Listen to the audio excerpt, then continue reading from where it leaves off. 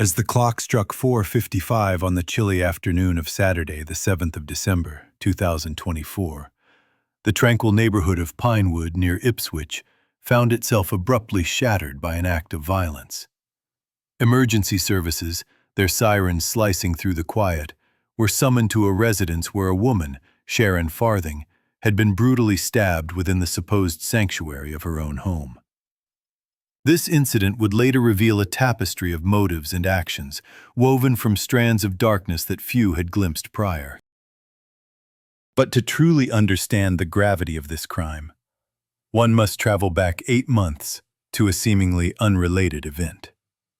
In the bustling port city of Southampton, police received reports of suspicious activities involving a boat and a vehicle near the river. What initially appeared to be a minor disturbance soon unveiled a trove of Class A drugs, casting a long shadow over the waterways and igniting a complex investigation into the underbelly of England's illicit drug trade. In yet another corner of the nation, a different kind of audacity unfolded. A stolen vehicle was used as a battering ram against the fortified entrance of a jewelry shop. Chaos ensued as glass shattered and alarms screamed into the night, prompting a swift and calculated police response. The perpetrators, caught in the throes of panic, had underestimated the force of law and order. These 3 narratives, each distinct in their execution and intention, intersected in their core essence: a belief, however misplaced, that the darkness could conceal their deeds. Yet, as history has shown, the shadows have a way of revealing the truth to those who seek it. At the heart of the Ipswich attack was Elliot Mallet, a 24-year-old resident of the Chantry area, whose unremarkable facade masked a deeply troubling reality. On the surfer probe into his digital life painted a starkly different portrait. Mallet's mobile phone became a Pandora's box for investigators, its contents revealing a disturbing pattern of behavior. His digital footprint was littered with material glorifying weapons, violence, and extremist right-wing ideologies. This was not mere curiosity. It was a fixation, a consuming obsession that left a trail of virtual breadcrumbs for. Among the most unsettling discoveries were videos that delved into the macabre, hinting at a mind teetering on the edge of violence. Selfies captured Mallet wielding weapons, posing against a backdrop of political symbolism that underscored his radical leanings. These images, later pivotal in his prosecution, painted a picture of a man ensnared by his own dark fantasies. Yet it was not solely Mallet's internal world that led to tragedy, but also the intersection of lives. Sharon Farthing, a woman of 48 years, resided on Admiral Road in Pinewood, a community on the outskirts of Ipswich. Her life, filled with ordinary hopes and dreams, became entwined with Mallet's, culminating in an act of violence that would forever alter the fabric of both their worlds. In the end, these stories are not merely about crime and punishment, but about the intricate dance of human choices and the unforeseen consequences they often unleash. They remind us that beneath the veneer of everyday life, the undercurrents of darkness and redemption flow, shaping destinies in ways both profound and unpredictable. In the quiet confines of Admiral Road, nestled within the serene backdrop of Pinewood, a narrative of resilience and survival unfolded on a December evening destined for tranquility. Sharon Farthing, a woman whose life had been a testament to discipline and service, found herself at the epicenter of a harrowing ordeal that would test the very limits of her strength and fortitude.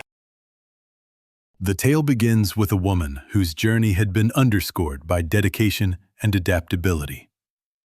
Sharon Farthing first embarked on her path of public service in 1995, enlisting in the Royal Navy, where she honed a discipline that would serve her in the years to come.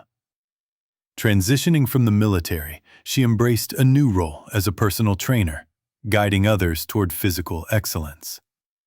In 2005, her path led her to the Suffolk Police, where she served with distinction, before eventually becoming a lifestyle coach, a role through which she imparted her knowledge of health and well-being to those she mentored.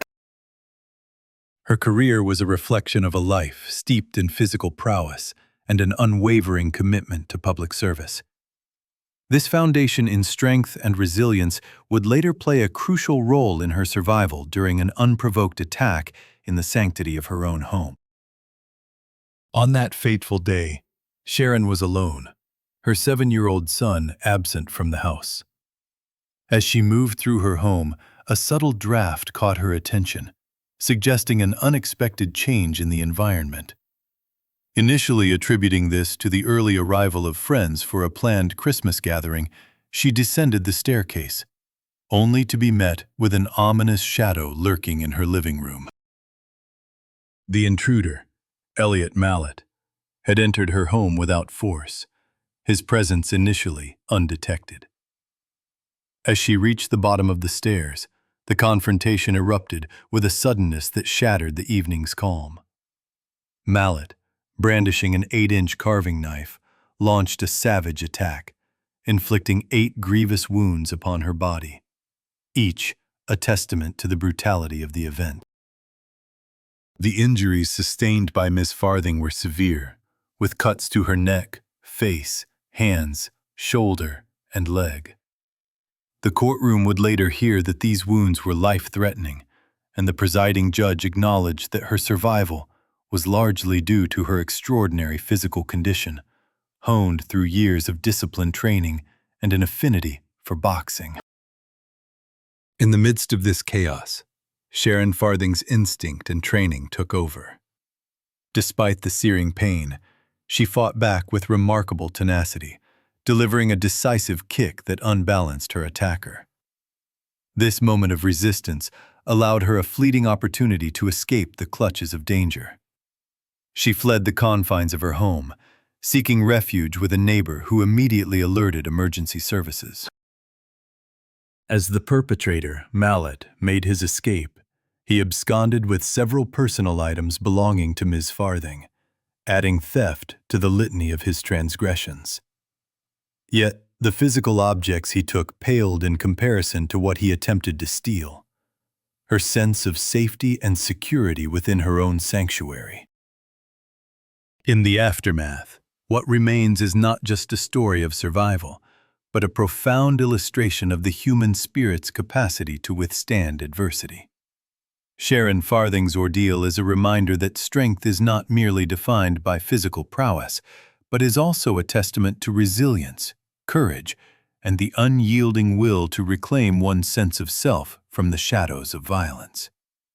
Her story echoes through the halls of justice and the hearts of those who hear it, a clarion call to the power of survival against the darkest of odds. Provided to the police.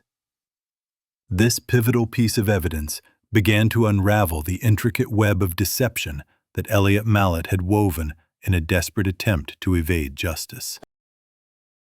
The investigation into the events that transpired in the quiet suburban neighborhood revealed a tapestry of deceit.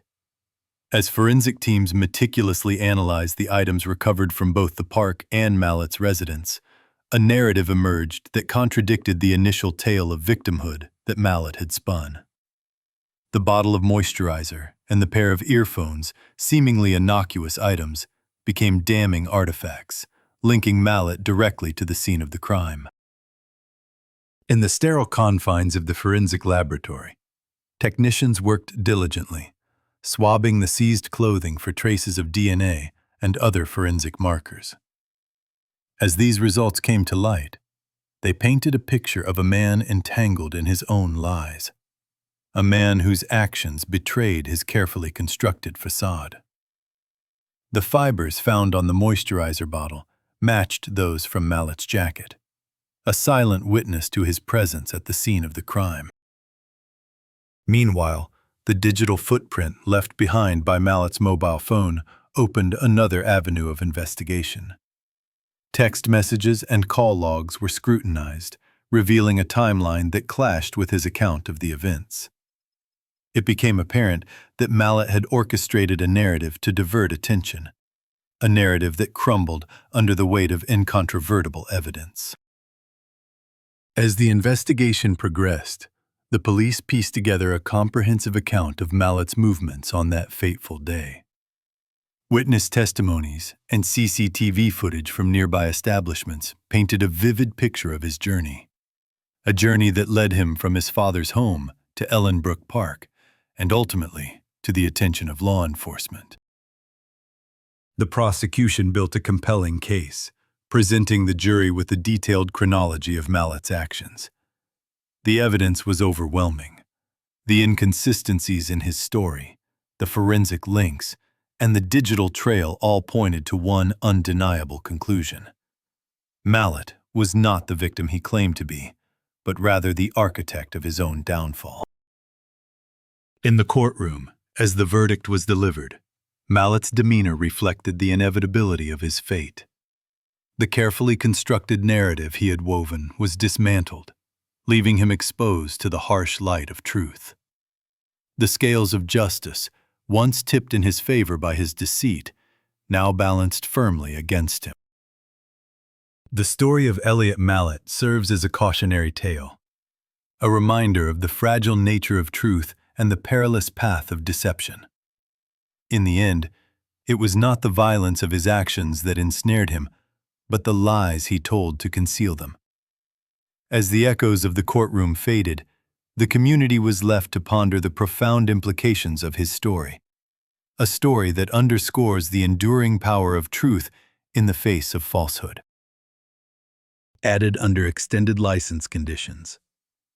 This sentence was not only a reflection of his actions, but a necessary measure to protect society from his potential for future harm.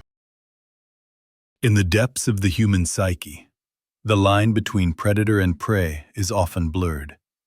Yet for some, it becomes a deliberate path. Elliot Mallet, once an unassuming member of the community, had traversed into the shadows of humanity, leaving a trail of fear and devastation. His actions on that fateful night were not just an isolated incident, but the culmination of a deeply disturbed pattern of behavior. The investigation into Mallet's crimes was meticulous, unraveling a tapestry of evidence that painted a chilling portrait of premeditated violence. The knife, engraved with the words "Maggie Soups," served as a tangible link between Mallet and his heinous act. It was more than a tool of violence. It was a symbol of his audacious disregard for life and law.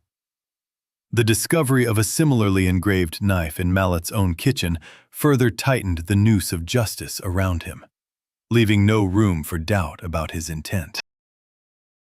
However, it was the digital footprints that sealed his fate. In an age where technology chronicles our every move, Mallet's mobile phone betrayed him. The timestamps and location data placed him at the scene of the crime, dismantling his fabricated alibi with cold precision. Yet, it was the contents of his phone that revealed the true darkness within. The recordings of animal cruelty were more than mere evidence. They were a window into a mind that found pleasure in suffering, a mind that could easily transition from harming animals to attacking humans. As the trial unfolded at Ipswich Crown Court, the narrative of Mallet's guilt became incontrovertible. The jury, presented with an overwhelming array of evidence, reached a unanimous verdict, marking the end of Mallet's deceitful narrative. His conviction for attempted murder and aggravated burglary was not just a legal victory, but a societal one, reaffirming the community's resilience against such abhorrent acts. The sentencing was a somber moment, a reflection on the fragility of safety and the courage required to restore it. The judge's words echoed through the courtroom, a stark reminder of the violence that had shattered a sense of security. The emphasis on the victim's bravery and the community's vigilance served as a testament to the human spirit's ability to withstand and overcome. Mallet's 35-year sentence was more than retribution. It was a declaration of society's commitment to justice and the protection of its members. It underscored the collective responsibility to safeguard each other, especially in the sanctity of one's home. The broader warning issued by the court about the perils of leaving doors unlocked was a call to remain vigilant, particularly as the shadows lengthen in the winter month. In the end, the Mallet case stands as a poignant reminder of the thin veneer of civilization that separates us from chaos. It challenges us to confront the darkness within and around us, to remain steadfast in our pursuit of justice, and to never waver in our defense of innocence. Through understanding and vigilance, we safeguard the light of humanity, ensuring it shines brightly even in the darkest times.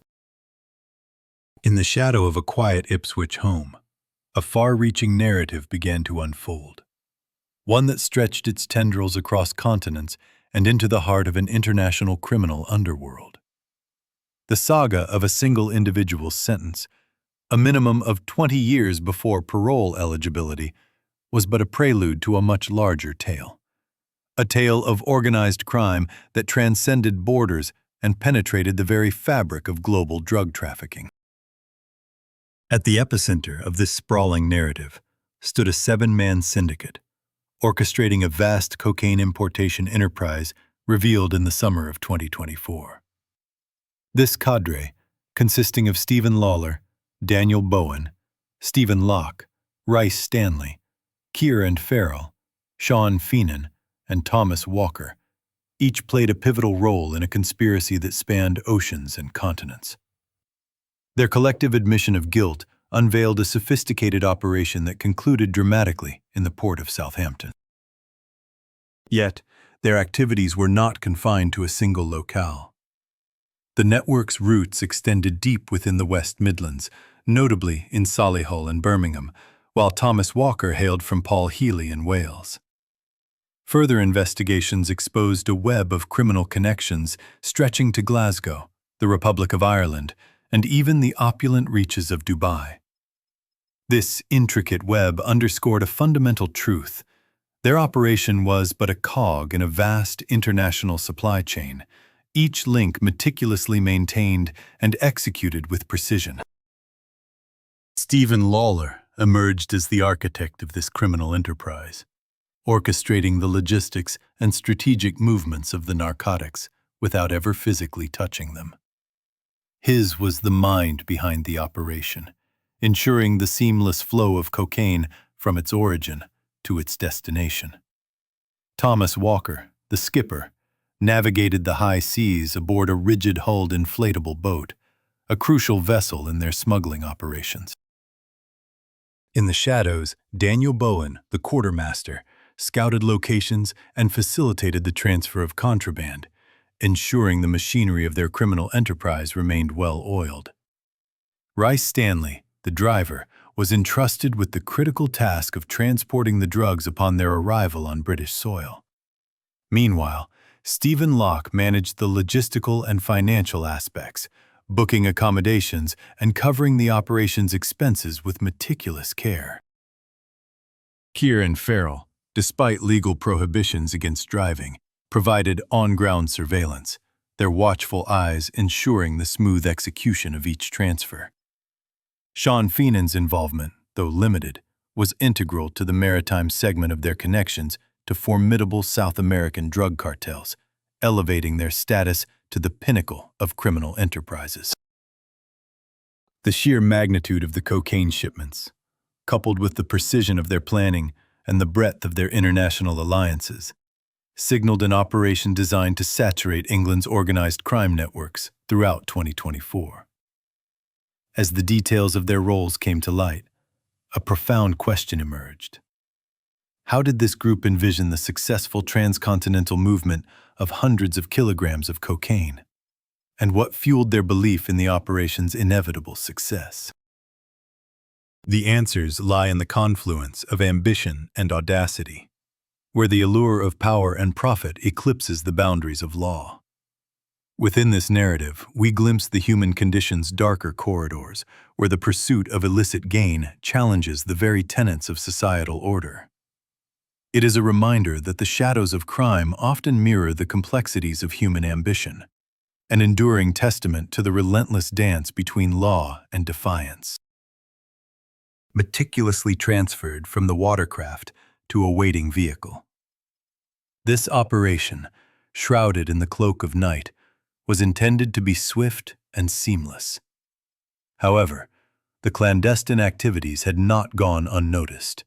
The residents of the Saint-Denis area, vigilant and observant, became unwitting sentinels in this unfolding drama. Their reports to the authorities triggered a rapid cascade of law enforcement responses, culminating in a swift intervention. The police, acting on the intelligence provided by the local community, orchestrated a meticulously coordinated operation to intercept the smugglers. As the smugglers endeavored to load the bales of cocaine into the vehicle, law enforcement officers descended upon the scene with precision. The ensuing confrontation was brief but decisive. The smugglers, caught off guard and outmaneuvered, found themselves ensnared in the very web of secrecy they had so carefully woven. As officers moved in, the operation's intricate layers of deception unraveled. The speedboat, once a symbol of their ingenuity, lay abandoned, a testament to the failed ambitions of its operators. The bales of cocaine, intended to flood the streets with their illicit contents, were seized, their journey abruptly halted. The street value of the confiscated drugs, estimated between 44 million and 64 million pounds, underscored the magnitude of the thwarted smuggling attempt. The arrest of the individuals involved revealed a complex tapestry of motives and promises. Thomas Walker, who had anticipated ownership of the speedboat as his reward, now faced the prospect of legal repercussions instead. Sean Feenan, driven by the hope of clearing his debts, found his aspirations dashed, replaced by the stark reality of criminal charges. Rice Stanley, who envisaged a lucrative payout for his short-lived involvement, was left to contemplate the consequences of his actions. This operation, one of the largest drug seizures in the region for the year, highlighted the pervasive reach of the drug trade and the intricate networks that sustain it. The sophisticated logistics employed by the smugglers, from coded communications to nocturnal maneuvers, underscored the lengths to which criminal enterprises will go to evade detection. Yet, it was the vigilance of ordinary citizens that proved to be the operation's undoing, a reminder of the power of community awareness in combating illicit activities. In the aftermath, the investigation expanded, revealing the broader network that had facilitated the smuggling attempt. The operation was not merely a standalone incident, but a thread woven into the larger fabric of drug distribution across England. As the legal proceedings unfolded, they offered a glimpse into a shadowy world driven by greed and desperation, a world where promises of fortune and freedom often lead to ruin. The thwarted operation serves as a stark reminder of the relentless battle between law enforcement and the narcotics trade. It is a testament to the complexity of human motivations and the unforeseen consequences that arise when individuals choose paths of secrecy and deception. In the end, the operation's failure is a poignant reflection on the delicate balance between ambition and accountability, a balance that, when tipped, can lead to the unraveling of even the most carefully laid plans. In the shadowy realm of international narcotics trafficking, the scene was set for a dramatic confrontation between law enforcement and those who sought to profit from the illicit trade. It began with a vessel slipping silently through the waters, its cargo destined for clandestine shores. Upon reaching its covert destination, the cargo was offloaded and swiftly transferred to a nondescript van, poised to vanish into the labyrinth of city streets. However, the keen eyes of the law had already marked its course. As the van attempted to leave the area, police response units, acting on intelligence, intercepted it with precision. A thorough search of the vehicle revealed an astonishing discovery. 150 kilograms of cocaine, a potent symbol of the dark underbelly of global trade. But this was merely a fraction of the true scale of the operation. Further scrutiny of the rigid-hulled inflatable boat, RHIB, unveiled a more harrowing reality. Hidden within its unassuming structure lay additional packages, increasing the total haul to over 600 kilograms. Each package was meticulously wrapped in 25-kilogram bales, a hallmark of the sophisticated networks that span continents. The unfolding drama was captured in part by the unblinking eye of CCTV. The footage, now a linchpin of the prosecution's case, revealed the meticulous choreography as bales were transferred from boat to van, highlighting the roles of those ensnared in this web of crime. With one suspect apprehended at the scene, investigators had a crucial lead, but the full extent of the network remained shrouded in mystery. Specialist officers embarked on a detailed examination of the boat, recovering more bales of cocaine and confirming the audacious scope of the smuggling attempt. This discovery underscored the seamless coordination between maritime and terrestrial operations, a testament to the ingenuity and boldness of the traffickers. The Southeast Regional Organized Crime Unit, in collaboration with Hampshire Constabulary, launched an expansive investigation, determined to unravel the intricate web. A pivotal breakthrough emerged from the digital realm, as analysts delved into the mobile phone data retrieved from a suspect named Stanley. Call records, messages, location data, and contact networks painted a vivid picture of the syndicate's operations, revealing the hierarchy and roles within the organization. Financial and logistical records traced hotel bookings, travel itineraries, and expense payments back to key operatives, reinforcing the narrative of a calculated and premeditated enterprise. The investigation also uncovered the use of false number plates and disguised vehicles, tactics employed to evade detection and ensure the operation's success. As the evidence goes, with more apprehended in August as the net tightened around the conspirators. By summer's end, all 7 individuals implicated in the operation were identified, arrested, and linked unequivocally to the attempted importation.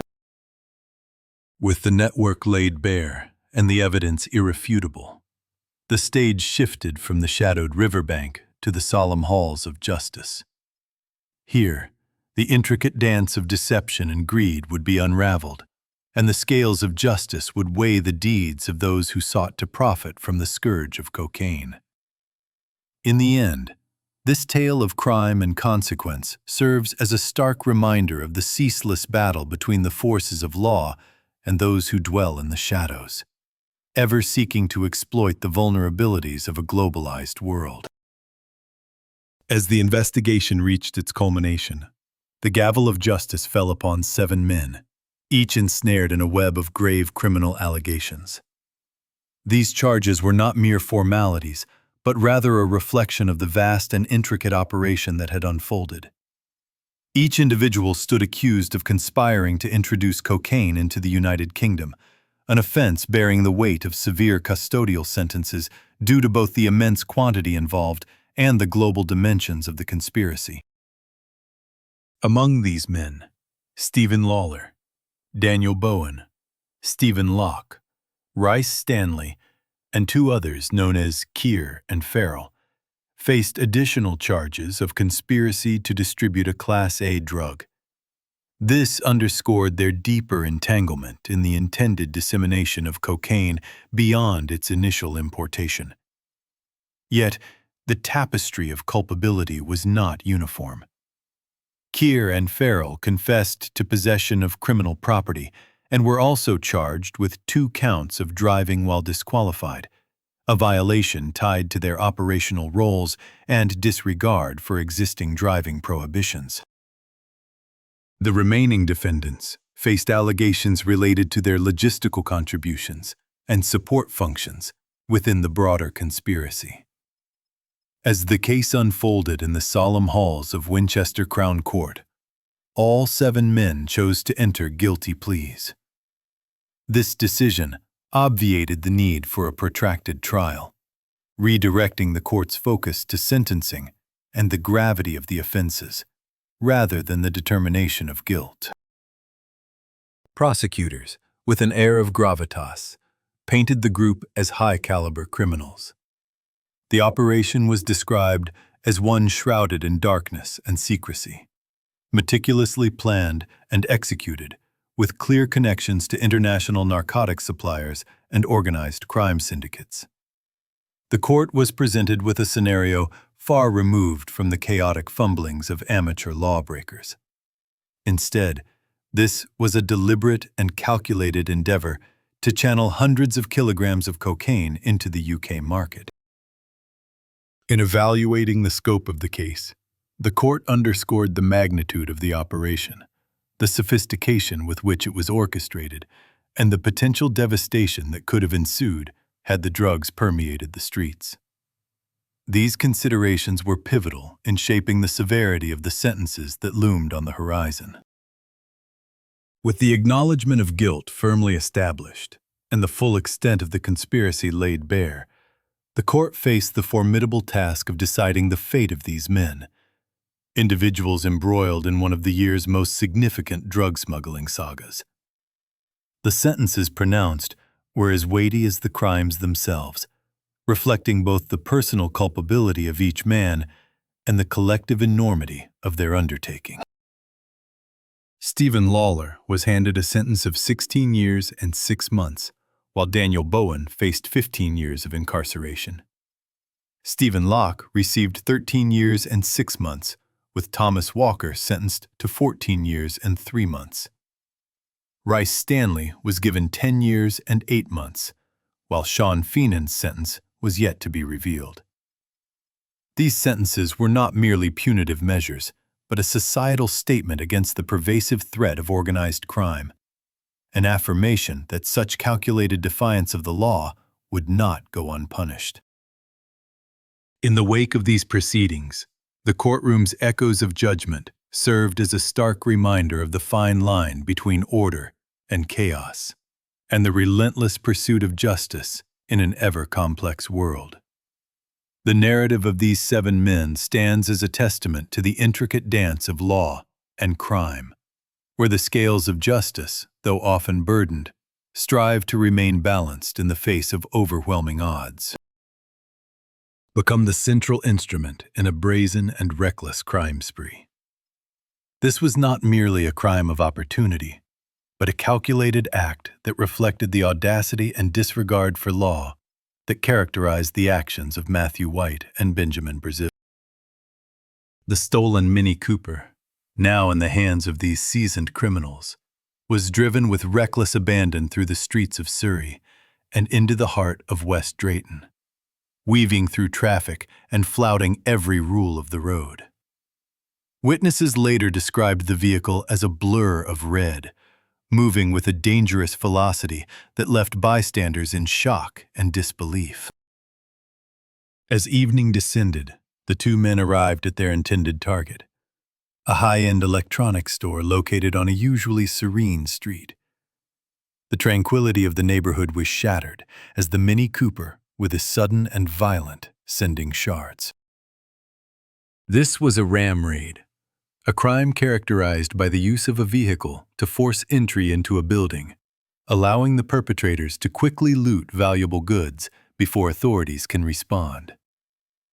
Inside the store, White and Brazil moved with methodical precision, grabbing expensive items with the efficiency of seasoned criminals, well versed in the art of theft.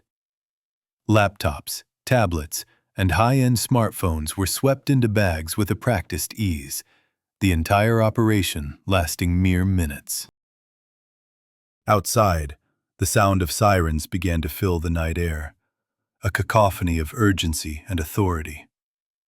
But the criminals were already making their escape, the Mini Cooper once again serving as their chariot of lawlessness. The streets became a blur of lights and shadows as they sped away, leaving chaos and destruction in their wake. However, the euphoria of their escape was short-lived. The police, having been alerted by the store's alarm system, were already in pursuit. A high-speed chase ensued, one that would test the limits of both the stolen vehicle and the resolve of the officers in pursuit. The chase weaved through the labyrinthine streets of West London, a dangerous dance of speed and strategy. As the chase unfolded, the police utilized every tool at their disposal to bring the criminals to justice. Roadblocks were erected, and the air filled with the whirring of helicopters tracking the vehicle from above. The pursuit was relentless, a testament to the determination of law enforcement to apprehend those who so blatantly flouted the law. Eventually, the chase reached a dramatic conclusion.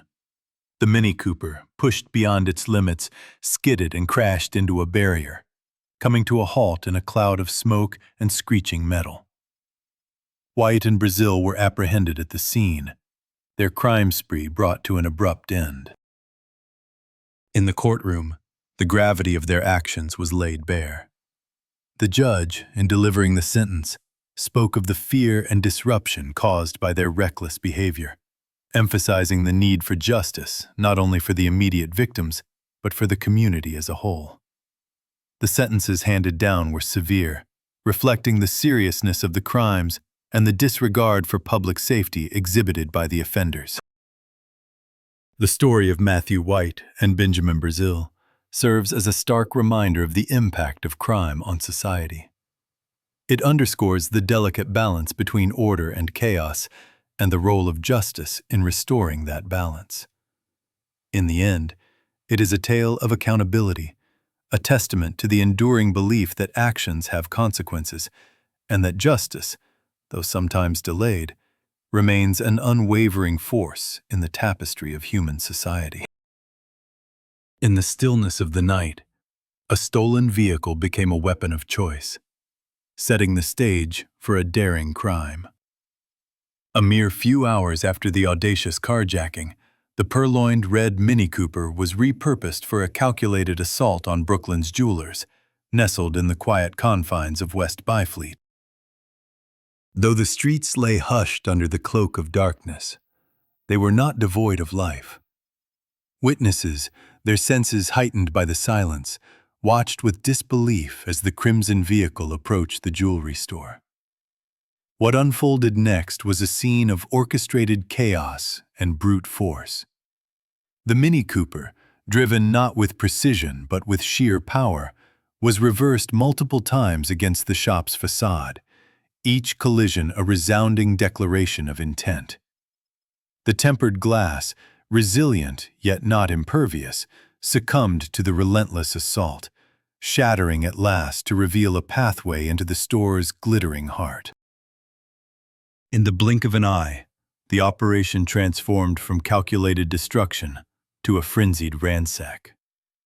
A figure emerged from the rear passenger side, agile and determined, extending into the void where glass once stood.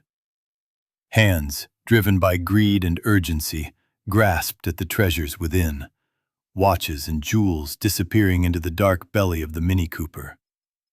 The precision of their movements spoke of practice, a well-rehearsed dance of theft executed with military precision. The audacity of the act was matched only by its speed. In mere moments, the men retreated to the safety of their getaway car, the engine roaring to life as they vanished into the night. The audacious crime left onlookers in a state of shock, the brazenness of the act a stark contrast to the quiet street that bore witness. Yet the swiftness that facilitated their escape from the scene could not shield them from the far-reaching arm of law enforcement. The police, already on alert, responded with equal urgency. As reports of the brazen ram raid flooded in, officers mobilized with precision, honing in on the fleeing Mini Cooper. The chase, a brief yet intense pursuit through the labyrinthine streets of Newhall, unfolded with the inevitability of a hunter closing in on its prey. Realization dawned on the offenders as the net tightened around them. In a moment of desperation, they abandoned their battered vehicle, seeking refuge in flight on foot. The terrain they chose, a mix of residential streets and open green spaces, offered scant opportunity for concealment. Their flight, driven by panic, was marked by poor judgment, a misstep in their otherwise calculated plan. The gravity of their crime, a violent act of aggression using a vehicle as a weapon, necessitated a heightened police response. Armed units were deployed, their presence a testament to the seriousness with which the authorities approached the situation. The area was swiftly secured, a coordinated effort to contain the suspects and ensure public safety. Separated from their mechanical accomplice and exposed in the open, the offenders found themselves ensnared in a tightening web. The search intensified, the police employing every tool at their disposal to track the fugitives. Among these resources was police dog Vinny, a stalwart of the force, and his handler, partners in the relentless pursuit of justice. Through the darkness, Vinny's keen senses led the way, tracing the scent of desperation and guilt. The hunt was relentless, a testament to the resolve of those who stand as guardians against the chaos of crime. In the end, the night's events served as a poignant reminder of the fragility of security and the indomitable spirit of those who seek to restore it. For in the shadows of human ambition and folly, there lies a steadfast commitment to the pursuit of order and justice. In the quiet aftermath of a crime that shook the local community, a tale of relentless pursuit and justice unfolds. It begins with a scent, a nearly invisible thread of evidence left by those who sought to escape the consequences of their actions. Police dog Vinny, trained with an acute sense of smell and a steadfast dedication to duty, picked up this trail from an abandoned vehicle, the silent witness to a bold burglary. The trail led officers through the Pinewood allotments, a labyrinth of sheds, winding footpaths, and dense undergrowth, each corner a potential hiding place for those on the run. Vinny, with unwavering precision, guided the officers through this maze, his instincts unerring. His journey ended at a humble shed, where two men, unaware of the relentless pursuit, had taken refuge. The presence of armed officers underscored the seriousness of their alleged crimes and the potential danger that lay hidden within the shadows of the shed. Inside, the suspects were apprehended without resistance, as if they had resigned to the inevitability of justice catching up with them. Yet the operation was far from over. As Vinny secured the suspects, another hero in canine form, police dog Oakley, was deployed to scour the nearby woodland for discarded evidence. Oakley's search led him to a pillowcase, discreetly concealed among the bushes. Inside, officers found a trove of watches and jewelry, items unmistakably linked to a recent heist at Brooklyn's jewelers, a connection that transformed suspicion into certainty. The discovery of the stolen treasures, coupled with the abandoned vehicle and corroborating witness accounts, forged an unbreakable chain of evidence. It bridged the gap between the crime and the capture, providing investigators with the tools needed to bring the case to the hallowed halls of justice. Its offenses was long: burglary, theft of a motor vehicle, and a litany of driving violations. White faced additional charges of dangerous driving, while Brazil was accused of driving without due care or legal documentation. These charges reflected not only the audacity of their theft, but also the peril they posed to the public during their reckless flight. The case unfolded at Kingston Crown Court on the 6th of October, a date etched in the annals of local justice. The court proceedings meticulously dissected the rapid sequence of events, examining the evidence laid bare by the relentless pursuit of truth. In their closing remarks, law enforcement officials praised the seamless coordination among various units: uniformed officers, armed response teams, dog handlers, and investigators, each playing a vital role in the swift resolution of the case. The public, too, was acknowledged for their vigilance and cooperation. In the end, the court handed down its verdict. Matthew White was sentenced to 4 years and 8 months in prison. Benjamin Brazil received a similar fate, with a sentence of 4 years and 2 months, accompanied by an 18-month driving prohibition post-release. As the courtroom doors closed on this chapter, a broader reflection emerges.